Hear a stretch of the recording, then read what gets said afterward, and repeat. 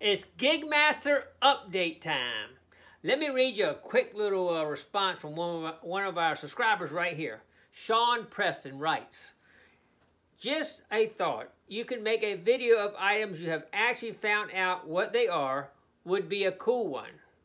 Visual and all.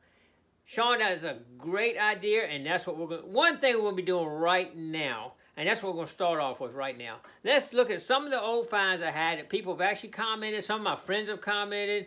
Some of y'all have commented. A lot of subscribers come in, hey, that's a so-and-so, that's a so-and-so. And a lot of times, multiple of y'all will say the same thing, so I know it's true then. But anyway, let's go over a couple things right now. All right, one of the first things we got here is this right here. Y'all might remember this right here. It's a bell, and multiple people on this one told me. I didn't know what it was at first. I thought it was a pot that came up kind of like that maybe or something. But it's actually a bell, maybe like a dinner bell or something. This was at a really old, early 1700s place. So it could have been like a bell for the workers in the field or something to come in and eat. That's pretty cool right there. This right here, number 2, Timothy Burrow commented on this one. And he said that this was an old bed. I think they call it a prairie bed that they used to haul around back in the early 1800s. He said mid-1800s this should be. And they would haul them around. This would get broke apart where you could haul it real easy and all. But I think he had one very similar to it. And that's how he knew what it was. Mid-1800s. This right here, I called this a bridle. I'm going to call it a rosette. But Stephen Hurt corrected me. He says, not a rosette, is a bridle boss. And he actually, I guess it's on a different place on the bridle. So he actually gave me some examples. One of them was a 1659 to 1685. One was 1680 to 1710, I think it was. But that's the kind of range of probably between mid-1600s and early 1700s. He said that is definitely an old colonial type bridle boss called. This right here. Y'all remember this right here? It's really cool. It's got the little snakes, little serpents on it, like sea serpents or something. And that is a sword guard, knuckle guard. It would be 2 of them. You see the sword would go right through the center right there. And be one on each side. So when you put your hand below it like this, it would protect it. If somebody did a fighting in a sword battle, the blade would come down and hit this versus your knuckles in your hand. So that's really cool too. I like that one. That's really pretty. Sword guard. Look at the serpents on that thing. That's awesome. Another item right here. Several of y'all commented on this one. SATC. Didn't know what it was. Actually, multiple of y'all had heard this. I didn't know any clue what this was. It's a Student Army Training Corps. And it's during World War I. They had a, I guess in the colleges and all, Student Army Training Corps, which is pretty cool. I had no clue what that was right there. Now, the next one I had here, Civil War Unearthed, comment on these, said these are Burnside. And they kind of a little bit like deterioration on the bottom of it. I'm not sure why, but I had several of these, and they were just all of them about the same scenario. But said they were Burnsides, and I guess maybe the powder did something to them up in here. It kind of made them deteriorate more so than other bullets. I don't know.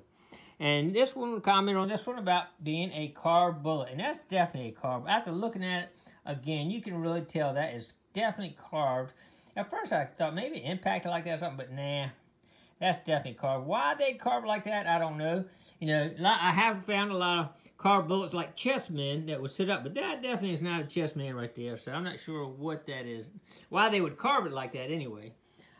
This one right here, had a couple comments on this one right here. That is a Williams cleaner. And I think there's several, I think at least 3 types of Williams cleaners. I guess they came in different sizes too. But they'd have I believe they had a zinc piece that went across there. And, of course, they all deteriorate, I guess.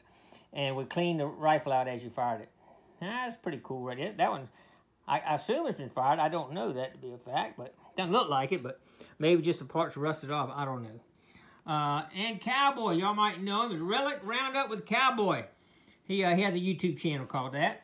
And David Klein. He commented and says, hey, that's not a real. It's a cut pistarine. And he is correct on that. And there's, you know, we're always looking to find cut silver or silver.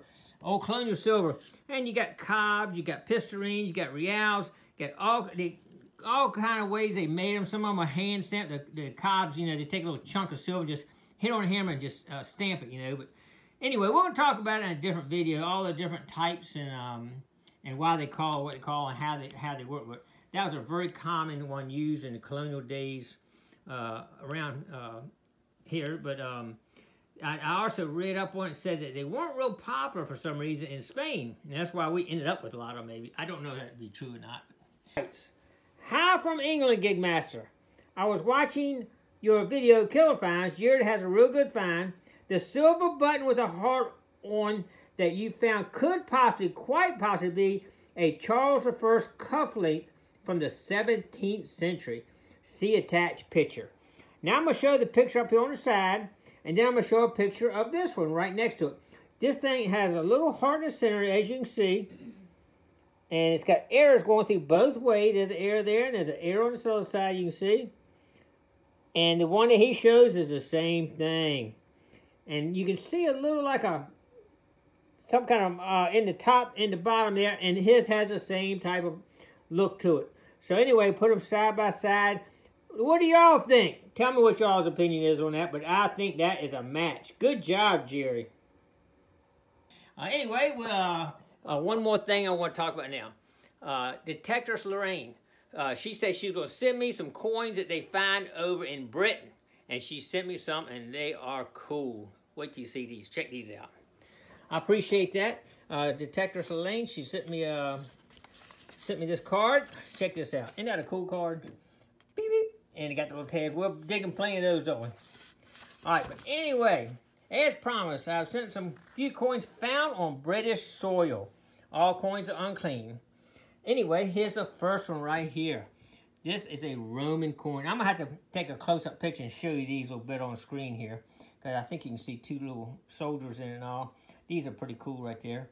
And that's probably from Constantinus. That probably is before 1000 BC, because I'm not sure how old they are, actually, to tell you the truth. But let's see if I can get a little better picture there on that. That's really cool. Yeah, look at that. Actually, I'll show a better picture up there. And the second coin is a silver half-cut unknown. Maybe y'all can ID this one for us.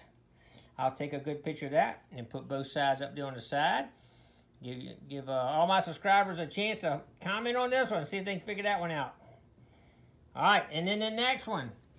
She says it's 1356 to 1361. Edward III half-groat. Well, I don't think we'll be finding these over here in the old USA.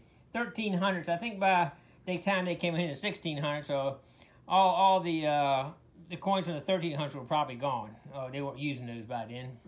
But that's a really pretty coin, silver coin. Look at it, isn't that beautiful? I'll put another picture up there on the side too of how that one looks. That is beautiful there. That's awesome. And finally, an Elizabeth I, Lizzie, half-groat, 1601 to 1602. Is that pretty? Wouldn't you love to find that one? Now, you could find one of these over here. That's a possibility here. Early 1600s. You could find a Lizzie coin here. But that is awesome right there. All right. I think that's going to wrap that up for tonight. Anyway, there's a lot of hunters out there in the fields right now, so we're not able to get into a lot of spots right now. The hunting season will be over, I think, the 1st of January, so we'll have a lot more open up at that point in time. Let's see what else we got here. Anyway, we got a lot of things going on. I got going to head out in the boat tomorrow, actually, and see what we can find. Early 1600, 1700 sites, so hopefully we'll find something along the shorelines there.